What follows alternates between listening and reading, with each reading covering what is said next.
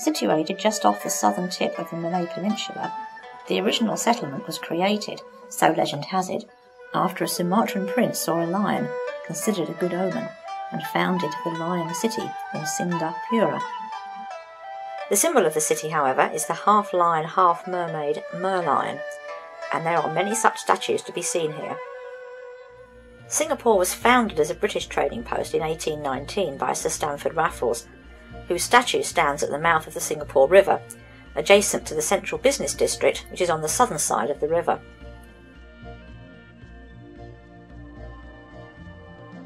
Singapore continued to be a British colony under various guises until 1959, and the colonial district just north of the river, which is the old administrative centre founded by Raffles, has many reminders of the British period of rule and influence. From the Parliament building, theatres and churches, to the old cricket club, the Padang, where flannelled players once bowled and batted in the tropical heat.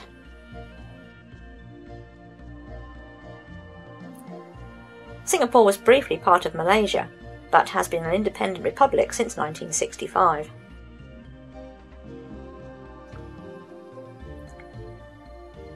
Another bridge to the past is Raffles Hotel, named after the founder of the colony. Opened originally in 1887, it was restored and made a national monument in 1987.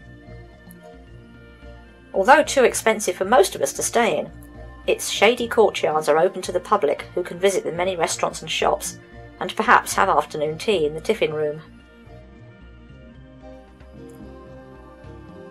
Another popular hotel venue is the Long Bar, home of the Singapore Sling, a cocktail of pineapple juice, gin, cherry brandy and much more. The old ceiling fans are now driven by electricity and probably augmented by air conditioning, but you can still eat your peanuts and throw the shells to the floor, where they are eaten by sparrows. The river which divides the colonial from the business districts is a pleasant walk by day, along Boat Quay,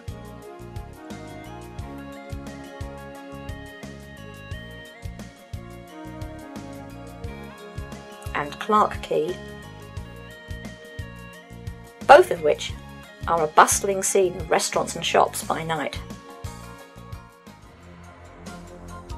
Further west along the south side of the river is Chinatown, where what remains of the old Chinese shophouse buildings have now largely been restored and protected.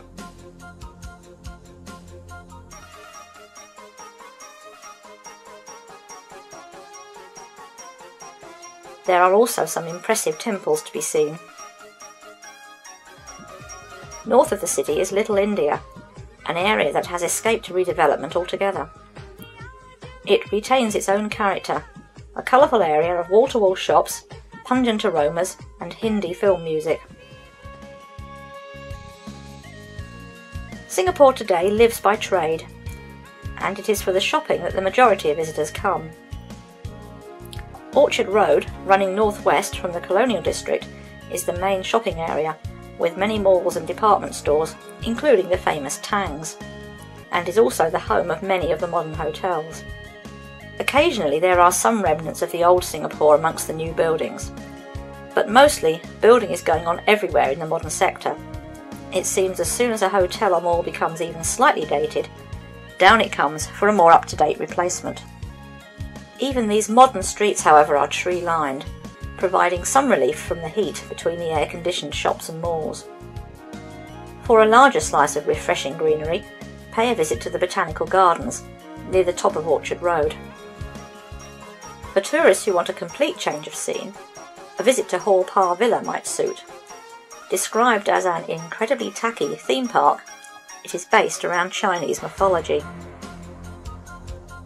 Alternatively, Sentosa Island, just to the south of the port, and reached by either cable car or bridge, has a central formal garden,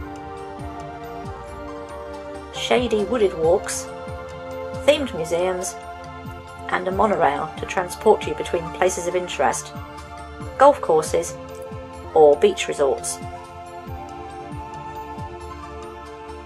It is the combination of Western modernity and its Eastern and colonial past that makes Singapore such a fascinating place to visit.